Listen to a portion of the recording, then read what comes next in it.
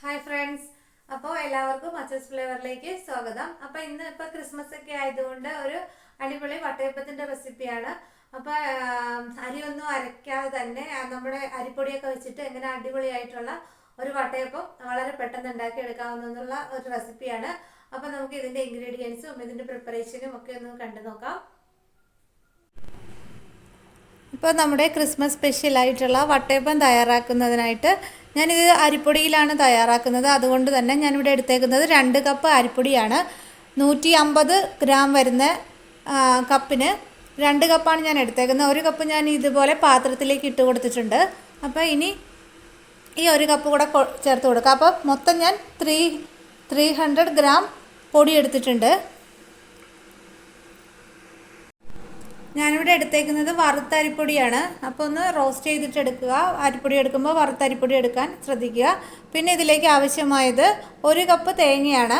അത് 150 ഗ്രാമോളം ഉണ്ടാവും. ആ 1 കപ്പ് തേങ്ങ കൂടെ ഇതിലേക്ക് ചേർത്ത് കൊടുക്കാം.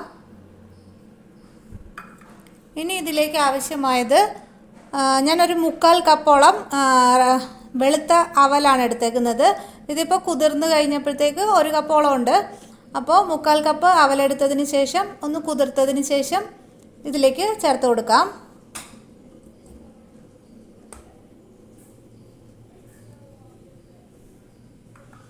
ഇനി ഇതിലേക്ക് ആവശ്യമായ പഞ്ചസാര കൂടെ ചേർത്ത് കൊടുക്കാം. ഞാനിവിടെ ഒരു 250 ഗ്രാമോളം പഞ്ചസാര എടുത്തിട്ടുണ്ട്. അത് നിങ്ങളുടെ മധുരത്തിനനുസരിച്ചിട്ടും നിങ്ങൾ എടുക്കുന്ന ഇൻഗ്രീഡിയൻസ് അനുസരിച്ചും ചേഞ്ച് ആകാവുന്നതാണ്. അപ്പോൾ അതുകൂടെ ഇതിലേക്ക് ചേർത്ത് കൊടുക്കുക. ഇനി ഞാൻ എടുത്തേക്കുന്നത് ഒരു 2 അല്ലെങ്കിൽ ഒരു 3 ഞാൻ എടുത്തേക്കുന്നത് 3 ഏലക്കയുടെ കുരുവാണ് എടുത്തേക്കുന്നത്. 2 അല്ലെങ്കിൽ 3 എടുക്കാവുന്നതാണ്. ഇതുകൂടെ ചേർത്ത് കൊടുക്കാം. പിന്നെ ഒരു 1/4 ടീസ്പൂൺ ജീരകമാണ്, അതുകൂടെ ചേർത്ത് കൊടുക്കാം. പിന്നെ വേണ്ടുന്നത് 1 ടീസ്പൂൺ ഇത് ഇൻസ്റ്റൻറ്റ് ഈസ്റ്റാണ്. ഡ്രൈ ഈസ്റ്റ് ആയാലും ഒന്ന് ആക്ടിവേറ്റ് ചെയ്തിട്ട് എടുക്കുക. ഇതിലേക്ക് ചേർത്ത് കൊടുക്കാം. ഇനി ഈ പൊടികൾ എല്ലാം കൂടെ നമുക്കൊന്ന് മിക്സ് ചെയ്തെടുക്കണം.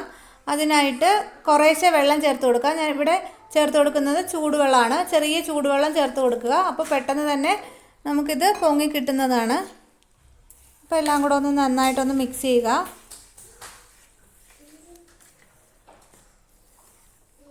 ആദ്യം തന്നെ എല്ലാ വെള്ളം കൂടെ ഒഴിക്കരുത്. കുറേശ്ശെ വെള്ളം ഒഴിച്ചിട്ട് മിക്സ് ചെയ്തെടുക്കണം.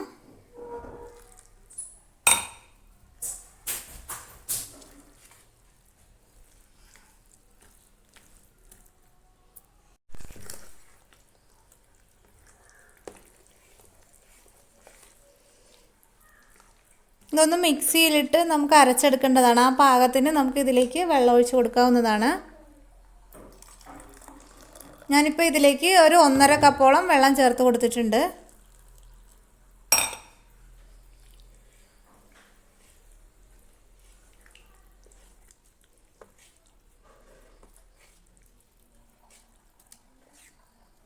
ഇനി നമുക്കിതൊന്ന് മിക്സിയിലിട്ട് നല്ല പേസ്റ്റ് പോലെ ഒന്ന് അരച്ചെടുക്കാം. ഞാൻ ഇതേപോലെ ഒരു മിക്സിയുടെ ജാറിലേക്ക് പകുതി മാവാക്കിയിട്ടുണ്ട്. ഇനി ഇത് നല്ല പേസ്റ്റ് പോലെ ഒന്ന് അരച്ചെടുത്തിട്ട് വരാം. അപ്പം ഞാനിത് ഒരു ബാച്ച് ഇതേപോലെ അരച്ചെടുത്തിട്ടുണ്ട്. നല്ല പേസ്റ്റായിട്ട് തന്നെ അരച്ചെടുക്കുക. തേങ്ങയെല്ലാം നന്നായിട്ട് അരഞ്ഞു കിട്ടണം. അതിനുശേഷം നമുക്കിതൊരു പാത്രത്തിലേക്ക് മാറ്റാം.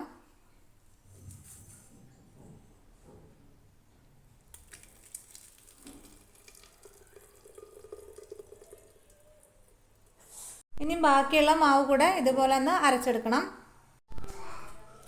അപ്പോൾ ബാക്കി മാവ് കൂടെ ഞാൻ ഇതേപോലെ അരച്ചെടുത്തിട്ടുണ്ട്. ഇതുകൂടെ നമുക്ക് ഇതിലേക്ക് ഒഴിച്ചു കൊടുക്കാം.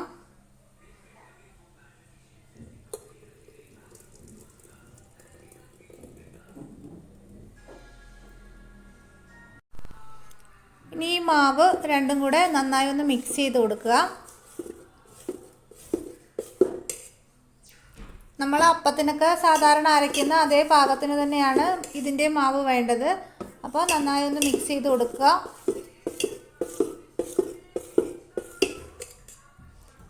ഈ മാവിൻ്റെ കട്ടി കുറച്ച് കൂടുതലാണ്. അപ്പോൾ നമുക്ക് മിക്സിയുടെ ജാറിൽ കുറച്ച് ചൂടുവെള്ളം തന്നെ ഒഴിച്ചിട്ട് ഇതിലേക്ക് ഒഴിച്ചു കൊടുക്കാം.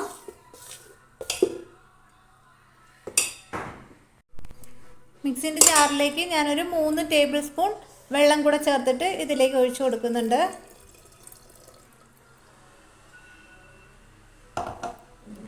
ഇനി എല്ലാം കൂടെ ഒന്ന് നന്നായി മിക്സ് ചെയ്ത് കൊടുക്കാം.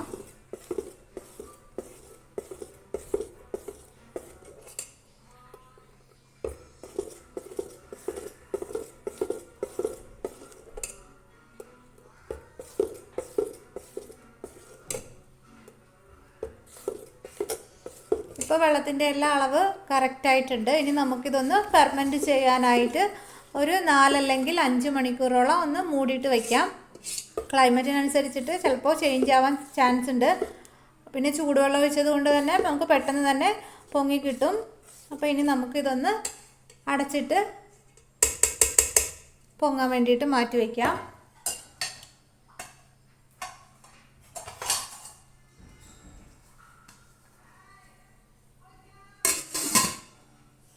ഒരു 4 അല്ലെങ്കിൽ 5 മണിക്കൂർ ഒന്ന് വെയിറ്റ് ചെയ്യാം. മാവ് ഫെർമെൻറ്റ് ചെയ്യാൻ വെച്ചിട്ട് ഇപ്പോൾ ഏകദേശം 4 മണിക്കൂറായിട്ടുണ്ട്. അപ്പം ഇനി നമുക്കൊന്ന് തുറന്ന് നോക്കാം. ഇപ്പം നന്നായിട്ട് പൊങ്ങി വന്നിട്ടുണ്ട്. കറക്റ്റ് 4 മണിക്കൂർ മാത്രമേ ഞാൻ വെച്ചിട്ടുള്ളൂ. അപ്പോഴേക്കും നന്നായി പൊങ്ങി വന്നിട്ടുണ്ട്. ഇനി ഇത് നമുക്കൊന്ന് നന്നായി ഒന്ന് ഇളക്കി യോജിപ്പിക്കാം. ഇതിലേക്ക് ആവശ്യമായിട്ടുള്ള കുറച്ച് മാത്രം ഉപ്പ് ചേർത്ത് കൊടുക്കുക. നന്നായി മിക്സ് ചെയ്യുക.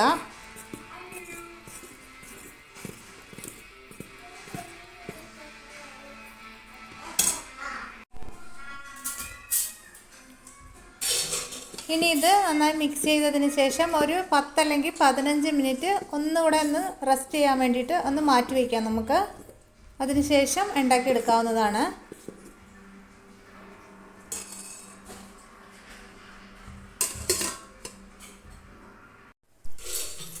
ഇതുപോലെ ഒരു പാത്രത്തിലാണ് ഞാൻ ഉണ്ടാക്കിയെടുക്കുന്നത്. അതുകൊണ്ട് അതിൽ കുറച്ച് ഓയിൽ തേച്ചിട്ടുണ്ട്.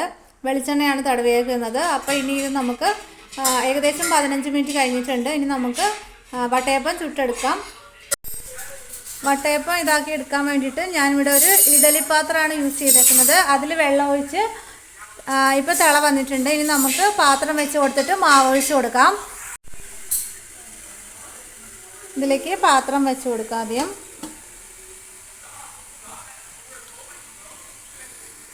ഇനി നമുക്ക് അധികം മിക്സ് ചെയ്യാണ്ട് പുറമേന്ന് തന്നെ മാവ് എടുത്തിട്ട് ഇതിലേക്കൊരു 1/4 ഭാഗത്തോളം നമുക്ക് ഇതിലേക്ക് ഒഴിച്ചു കൊടുക്കാം.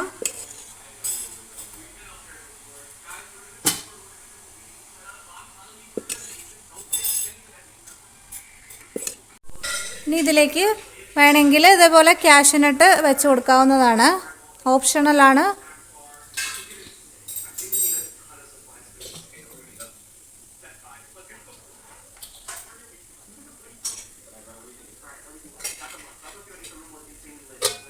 ഇനി ഇതൊന്ന് മൂടി വെച്ചിട്ട് ഒരു 10 മിനിറ്റ് മീഡിയം തീയിൽ വെച്ചിട്ട് നമുക്കൊന്ന് വേവിച്ചെടുക്കാം.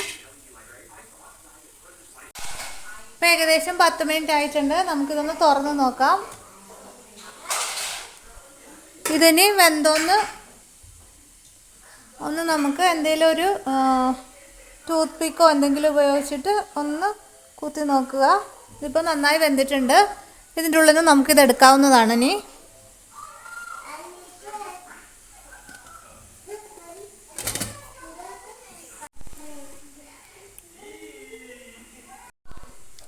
അപ്പോൾ ഇതിവിടെ എടുത്തിട്ടുണ്ട്. ഇനിയിപ്പോൾ ഇതൊന്ന് തണുത്തതിന് ശേഷം ഇതിൽ നിന്ന് നമുക്ക് എടുക്കാവുന്നതാണ്. ഇതുപോലെ ബാക്കി അപ്പം കൂടെ നമുക്ക് ചുട്ടെടുക്കാം.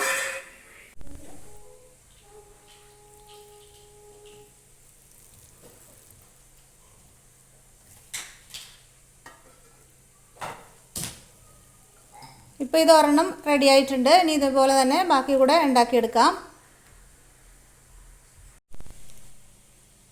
ഇതിനി നമുക്കൊന്ന് മുറിച്ചിട്ട് കൂടെ നോക്കാം.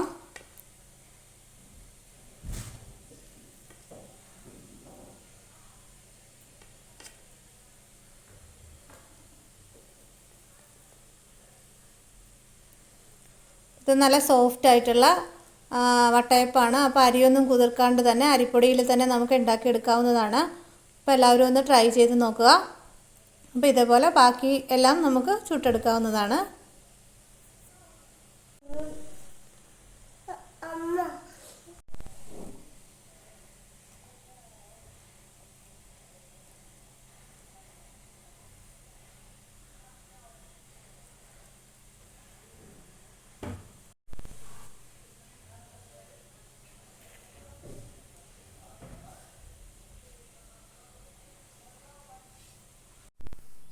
വട്ടയപ്പത്തിൻ്റെ റെസിപ്പി ഇഷ്ടമായെന്ന് വിശ്വസിക്കുന്നു. അപ്പോൾ ഇഷ്ടമായാൽ മറക്കാതെ ഒന്ന് ലൈക്ക് ചെയ്യുക, ഷെയർ ചെയ്യുക, കമൻറ്റ് ചെയ്യുക, കൂടാതെ സബ്സ്ക്രൈബ് ചെയ്ത് കൂടെ ഒന്ന് സപ്പോർട്ട് ചെയ്യുക. പിന്നെ ഞാൻ മറ്റൊരു വീഡിയോ കൂടെ ഇതേപോലെ വട്ടയപ്പത്തിൻ്റെ അരിയൊക്കെ കുതിർത്ത് അരച്ചിട്ടൊക്കെ ഉണ്ടാക്കിയിട്ടുണ്ടായിരുന്നു. അപ്പോൾ ഇത് അവർ കണ്ടിട്ടില്ലെങ്കിൽ ഒന്ന് കണ്ടു നോക്കുക. അപ്പോൾ ഇഷ്ടമായാൽ മറക്കാതെ ലൈക്ക് ചെയ്യുക. ഇനി മറ്റൊരു വീഡിയോയുമായി കാണാം. അതുവരേക്കും thank you and bye bye.